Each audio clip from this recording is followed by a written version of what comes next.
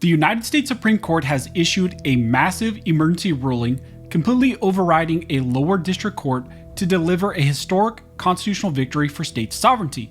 In a high-stakes showdown over congressional redistricting and election issues, the Supreme Court officially granted an emergency application for a stay, instantly wiping out a lower court's injunction and restoring the exact election map that Republicans wanted. But the real shock is not just the stay that was issued and granted by the court.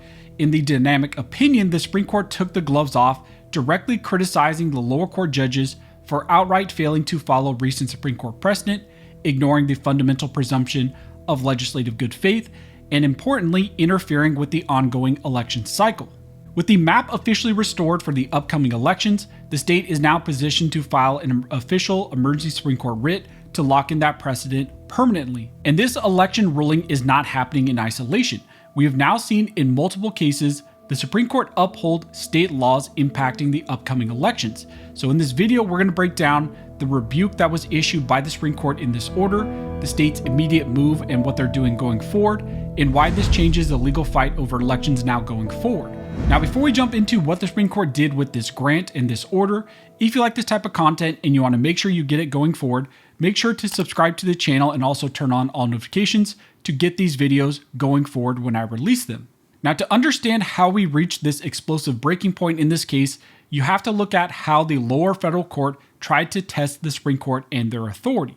This entire battle centers on the Supreme Court's recent landmark ruling in a case called Louisiana versus Calais.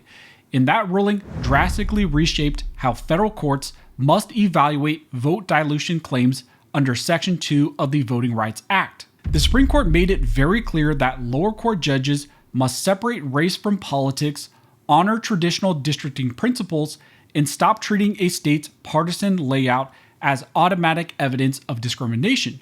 Now, following that ruling, the Supreme Court vacated the previous ruling against Alabama and sent the case back down to the lower court with very strict orders for that lower court to reapply the new framework that was laid out by the Supreme Court in Calais. But instead of falling in line, the lower court did something different. In many ways, they rebelled against that Supreme Court precedent.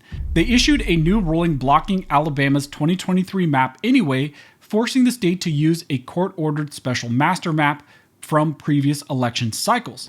Alabama immediately launched an emergency application straight back to the Supreme Court, and then really quickly, the Supreme Court struck that back down.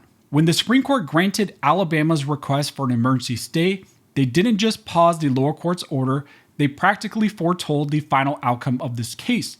The conservative majority explicitly stated that Alabama has shown a high likelihood of success on the merits for both of its underlying constitutional claims. When the Supreme Court drops that type of language in an emergency application for a stay, they are signaling exactly, how this may actually play out going forward on the merits.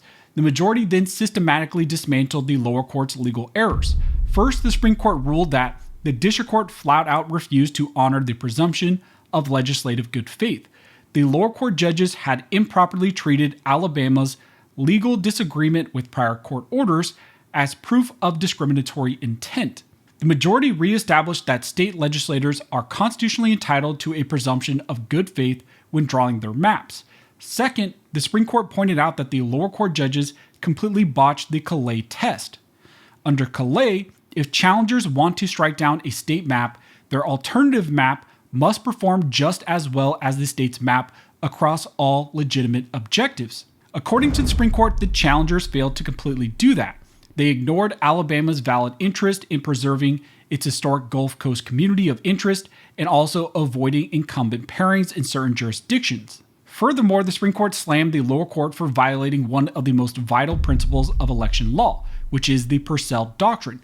The court reiterated its long-standing rule that federal judges have no business altering election procedures on the eve of an ongoing election. The district court had tried to argue that keeping the court-drawn map in place was simply more convenient for election officials going forward. The Supreme Court, however, completely rejected that logic. They declared that while federal courts must remain cautious about last-minute changes, sovereign states themselves are completely free to decide whether adjusting their maps is in their own best interest and if it is not. Now, predictably, this emergency stay was met with a furious and biting dissent from the liberal wing of the Supreme Court. You had Justice Sotomayor, who penned a very lengthy and aggressive dissent, and she was joined by Justice Kagan and Justice Jackson, and they accused the conservative majority of injecting absolute chaos into the election cycle. The dissent argued that by restoring Alabama's 2023 map, the court is forcing election officials to reassign hundreds of thousands of voters on incredibly short notices. Sotomayor went so far as to accuse Alabama of engaging in continuous gamemanship and resisting prior federal court oversight, arguing that the state should not be rewarded with an emergency stay by the Supreme Court when the court-drawn master map had already been used and was running very smoothly, according to them, since 2024. But regardless of the dissent's frustration, the immediate legal reality belongs entirely to the state of Alabama, because the Supreme Court has completely frozen the lower court's interference, and the state has officially began to get the green light and move forward with their required and their preferred map. Alabama is now aggressively moving forward to implement the exact 2023 map that it wants for the upcoming congressional elections. The state is now bypassing the lower court's special master map, and they're reestablishing their preferred map, which is targeted towards keeping together certain Gulf Coast communities and, avoiding those incumbent pairings in certain jurisdictions. This is a massive shift where Alabama is now getting to move forward for the upcoming elections using their own preferred map. Armed with this massive emergency victory, Alabama's legal team is preparing to file an official writ of cert to the Supreme Court. This impending merits review aligns with a broader trend across other recent election cases where the Supreme Court is systematically defining the boundaries of federal judicial intervention by taking up cases that address both substantive map drawing standards and threshold procedural rules, such as who holds the legal standing to enforce federal voting statutes. The Supreme Court is moving towards a more centralized, structured framework for election litigation. The final resolution of these combined cases will ultimately determine how much autonomy states retain when administering their elections and drawing legislative districts without being subject to immediate disruption by federal courts. So the Supreme Court has drawn a definitive line in the sand, policing its own precedent and restoring power back to the state of Alabama. Within the last month, not only has the Supreme Court protected Alabama's redistricting laws, but they also just allowed Arkansas and their translator restrictions to also remain in place.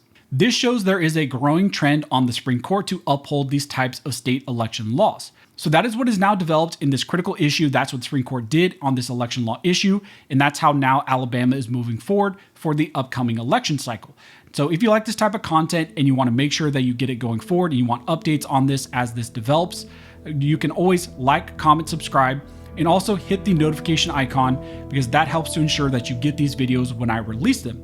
But as always, thank you so much for all of your support, and never forget this nation was built by armed scholars, and this nation will be maintained by armed scholars.